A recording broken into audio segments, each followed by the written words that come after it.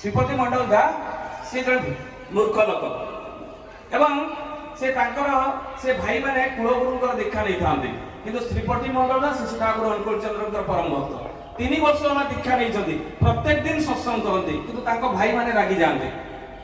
ଭାଇମାନେ ରାଗନ୍ତି ଏଇଥିପାଇଁ ଯେ ଆମର ତ କୁଳଗୁରୁ ଅଛନ୍ତି, सी आसती वर्षे 3 थर 4 थर तार पाद धोई दौ, चूड़ा चाउल दौ, टंका पैसा दौ एवं पादर पानी भी आम पीऊ, किंतु देखला बेले श्रीपति गोटे कौ ना कौ गोटे बाबार दीक्षा नहीं जाइए आ देखला बेले प्रत्येक मास सत्संग करुच्ची। दिने से भाई मैंने डिसाइड कले या घर बाहर करदे ताकू से गाँ बाहर गोटे घर बनईदेवा से दिने झगड़ा लगे श्रीपति मंडल सहित जब पूरा झगड़ा लगे देखो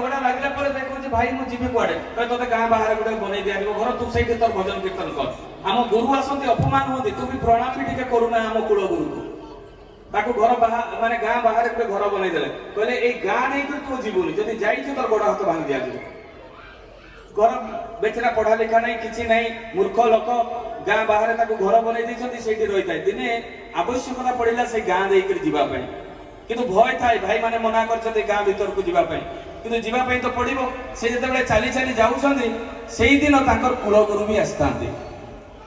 किंतु जितेबाला घर पाखापुखी जति भाई मैंने तो देखी पकड़े आ सीधा दौड़िकी आसिले कलर धरी पकड़े कहले परा तोते मना कराइला ए रास्ता देकर आसवाई आज आम कुलगुरु आसुच्च तू आज पलि आसु तो गुरु तो जीवन में तो घर को केवे आसी ना 3 वर्ष है तू दीक्षा नेलुनी कहीं तो गुरु तो दिने भी आसी ना आम गुरु वर्ष 3 थर 4 थर आसुच्च तू गोटे पापीटा तू गोटे अधर्मीटा तेणु तो गुरु तो घर को आसुना यही कथाटा श्रीपति मंडल मुंड भर पशिगला कहले सत कथा तो मो गुरु तो 3 वर्ष है दीक्षा नेली मो गुरु तो दिने भी आसनी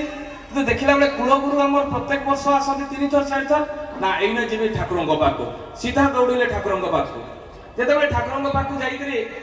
पहुँचले देखुं बहुत भीड़ से नवेदन करना गोटे गछ मूल बस कांदुंट कि मुझे नवेदन करी केमी जिते यही कथा भाव बस ठाकुर तो अंतर्जामी विश्व ब्रह्मांडर मालिक केष्ट पठेले अरे केष्ट जाओ तो से देख किए गोटे कांदुची जिते जाइए देखुं देखला भितर सी जड़े माने जड़े लोक तो पचारे कहले तुम ना कौन कहले मो ना हूँ श्रीपति मंडल कहले कहीं कांदुच कहले ठाकुर पाखे नवेदन करी और चलो ठाकुर डाकुंट ठाकुर पाक आने बसिले आंठू माड़ी से ठाकुर प्रश्न कर श्रीपति मंडल दान को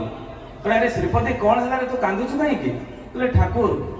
आमर कुलगुरु वर्ष 3 थर 4 थर आसती मु तो 3 वर्ष है दीक्षा ने कहीं मो घर को तो आप दिने भी आसिले ठाकुर चट कर कही पकेले अरे तू शुक्रवार जो सत्संग कर पेड़ा भोग दे खजुरी भोग दे बातासा भोग दे मु खाई श्रीपति मंडल आखि लुह गड़गला कहले ठाकुर आपण मो घर को आसते मुझे मो जापारि नहीं अरे तू पूरा पैडटा रखीदु मो पाखे से पैड तो मुहटा काटी नी मो पाटा पी पार्ली जिते तू सत्संग करू पैडर मुहटा काटिदेबू और गोटे प्लेट ढंकईदेबू आ मुझे पैड पा ना पीवाई बहुत भल लगे श्रीपति मंडल भो भो होकर कांदुंट ठाकुर आपण मो घर को आसते मो मूर्ख लोक अथवा मुझे जापारि नहीं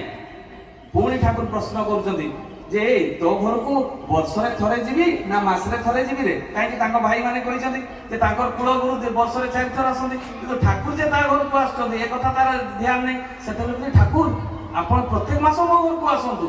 तर आखि लुह पड़ुची ठाकुर प्रत्येक मास मो घर को आसते पुणी ठाकुर प्रश्न कर अरे तू इष्टभूति दौ कहले हाँ ठाकुर इष्टभूति दिए केते दौ रे ब्रह्म मुहूर्त ठाकुर दिए तू जिते इष्टभूति दौ ना तो हाथ मु भोग ग्रहण करे तोते मु प्राण भरी कर देखे एवं प्राण भरी देखी सारा तो छुआ पिला को भी देखे तापर मु घर को आसे ताहले तो घर को प्रत्येक दिन जीवी ना वर्ष थे निरुत्तर भो भो होकर कांदुंट श्रीपति मंडल दा ठाकुर मो घर को आप प्रत्येक दिन आसतु पुणी ठाकुर प्रश्न कर तू नामटा करुचु ठाकुर करे जे बेले बेले भूली जाए कहले तू जदि सब सदा सर्वदा नामटा करू ना रे तो सहित मु सदा सर्वदा थी तोर दुख विपत्ति अनाटन समय सहाय हेबी रे तू नामटा भूलबू नहीं देखो तू नाम महत्व केते।